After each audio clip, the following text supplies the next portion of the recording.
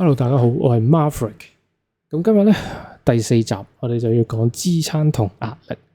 咁呢一樣嘢咧，就係交易其中一個最核心嘅概念之一。咁今日咧，我都會大約咁同你講下呢樣嘢係啲咩嚟。因為咧，如果要認真去探討呢樣嘢嘅話咧，就可以講好耐嘅。咁但係咧，呢個係新手課啦，俾你哋去認識呢樣嘢咧。等你知道咗平時學，到咗啲咩壓力位，到咗啲咩支撐位咧，咁你就大概知道我喺度講緊啲乜嘢啦。咁好啦，我哋首先就介紹一下啦，乜嘢叫做支撐位？支撐位就係當價格跌到去某一個位置嘅時候咧，呢個價格出現咗好多嘅買家，將個價格買翻上去，咁呢個位置就叫做支撐啦。例如咧，好似呢度1820咁樣樣，你見到好明顯啊，第一次打落嚟又賣翻上去。第二次都有賣翻上去，咁呢啲位咧就叫做支撐位啦。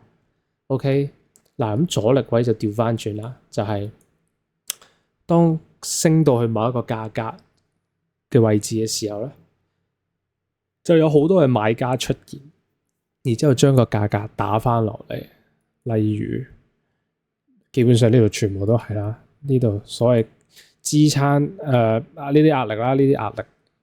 打落嚟，然之後打翻過嚟呢度嘅位置之後，你見到佢又收翻落嚟，咁呢度就變咗做一個壓力區啦。你見到啦，又有呢個避雷針啦。如果你有睇過呢個 K 棒，你就會記得呢度就好強嘅賣壓。咁基本上支撐同壓力咧，其實咧就係咁嘅啫。你要知道嘅就係邊度係支撐位置，邊度係壓力位置。嗱，咁呢啲咧，由於啲堂係新手堂啦，我就唔點樣去同你講去捉過呢啲框啦，因為呢啲框其實有好多唔同嘅意思，亦都可以根據你睇到唔同嘅嘢而去捉到出嚟嘅。我舉一個例子，例如啊，如果你切去4小時啊，你就會發現有一啲位置咧係好明顯地，你見到佢經常打到會收針，從而再加上我哋嚟緊會教嘅呢個 POC 嘅話咧，你就會知道點解我會有啲框。你有冇發現基本上一打到就會有反應？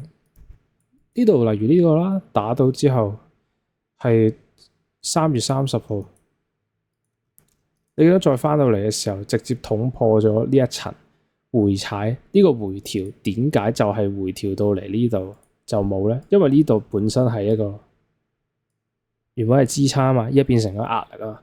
當佢變成咗壓力咧，就短時間之內咧就好難再打翻上去噶啦，所以點解1層、2層、3層，你見到呢度依家本身都係支撐位，依家變成咗壓力啦。咁你而家想見到以太向上行，你至少要見到佢重新踩咗上嚟之後，呢度踩住，再上翻上一層，可能有個回調，跟住喺度堆下堆，然之後再向上一層，咁你先有得向上望。如果唔係咧，就好難有機會向上望，因為本身作為一個大時間嘅支撐，你變咗做壓力咧，咁你就需要大量嘅資金啊，你先有機會可以再捅翻上去，將呢啲原本嘅壓力位變翻做支撐位啦。所以要記住一個概念，當支撐本身係支撐變成咗壓力，喺短時間之內佢好難可以再變翻做支撐。當壓力俾人打破之後，佢成為咗支撐咧，亦都係啦，即係前面，尤其是你見到開始向上走嘅時候，呢啲原本所謂嘅壓力位咧，就變成嘅支撐咧，你見到就好難會再變成壓力位啊。所以如果當佢轉換咗嘅時候咧，咁基本上咧就短時間之內咧，佢都好難翻到上嚟啦。呢個就係支撐同壓力最得意嘅地方啦。咁真實到底我哋點樣揾咧？嗱，呢個咧就比較難啲，深概念啲。有興趣嘅話咧，你就可以入嚟我哋 DC 群，成為我哋嘅群友之後咧，我哋再慢慢同你教你點樣去揾呢啲所謂嘅支撐壓力位。因為咧始終都係新手課啦，我就唔想講到太複雜啦。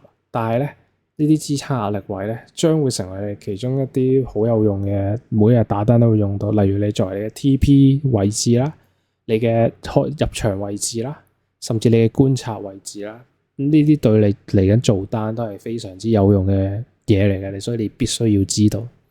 咁所以咧，基本上由今集開始咧，嚟緊講嗰啲嘢都比較重要噶啦，都係比較用一個容易理解嘅概念話俾大家聽，呢樣嘢到底係啲乜嘢嚟，而慢慢開始由淺入深去每一樣嘢慢慢深化，等你明如果你係小白嘅話咧，基本上我覺得我講咗前面嗰幾集咧，你都已經有啲辛苦噶啦，你要開始慢慢消化。如果你有興趣嘅話，咁就係啦。咁今集咧基本上就係支撐同壓力啦。咁就大概講咗踩到呢啲位置有買翻上嚟，有買盤接嘅呢啲就叫做支撐咯。調翻轉收針上面收針嘅，咁上面有好多買家俾買家買翻落嚟，跟住一路跌，呢啲就係壓力啦。咁基本上其實佢兩個係一 pair 嚟嘅，佢係可以同一個位置可以變做支撐，亦都可以變翻做壓力嘅。咁就有呢個概念就得啦。咁好啦，咁下一集咧，我哋就會講呢一個結構啊。亦都係其中一個最多人想問、最多人想知嘅一門啊！咁就我哋下條片再見，拜拜。